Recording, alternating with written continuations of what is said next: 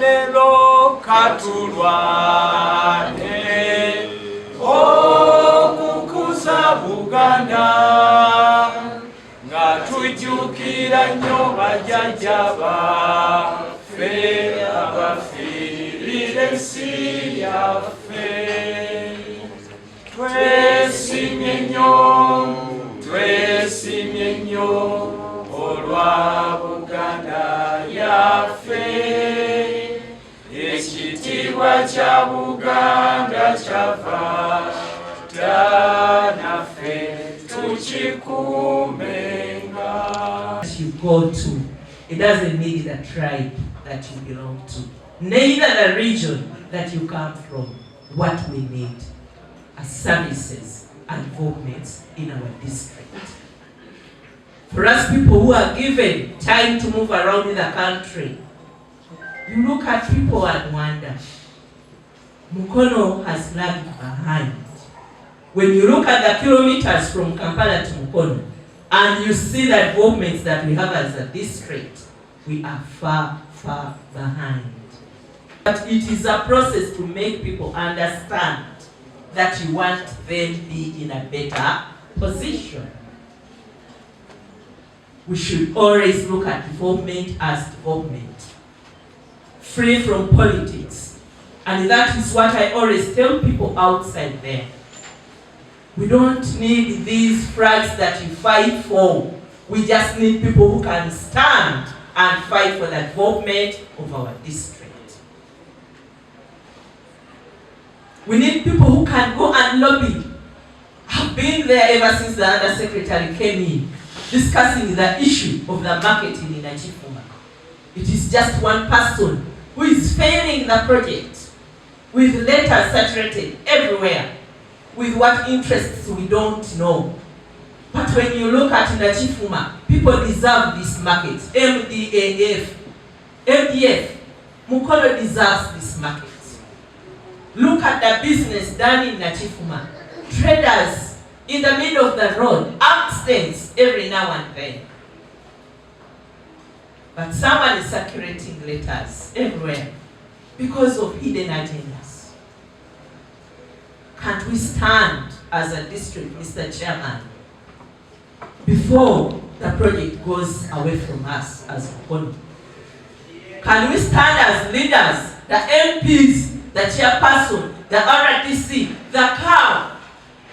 Why are we leaving this to the cow alone? We urge the contractors to prioritize local content. Please consider employing our youth, many of whom are skilled and eager to contribute. Involving local stakeholders will not only create jobs, but also it will build community ownership of the project. However, I must raise some concerns.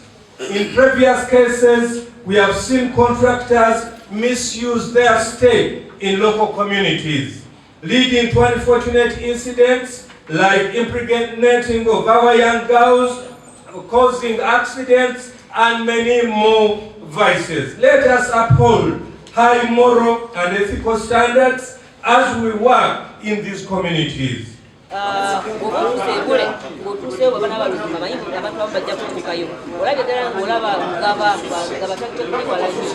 ensonga ki gavumenti yaffe eya Mukono yalondawo Luguddo Lwa ng'eyagala kulaba nga tukola enteekateeka kubanga abantu batambula bulungi n'ebyamaguzi tutuuka eggaba ne basalako ne bateetoola ku eno Kampala baba bavudde ekitundu ekyo. Naye ekizibu kye tukyalinawo tukyaliwo kwebuuza ku kitongole ekya Victoria okulaba nga singa kiba kisoboka gavumenti yaffe ey'e Uganda etufulirewo ku ferry oba ekidyeri ekisobola okusaabaza abantu Luguddo lwaffe lunaakoma abantu basoboka nga basaba ne bagenda eggaba awo Uganda beetabadere nga tumonjooze ate essaawa okka ferry ebezzeewo n'ekitundu ekyo eyinza n'okutuyambako n'ebeera nga ekatosi okukonekitinga n'ekkuume kubanga abantu okubeera nga bali ebyetaaga pointi data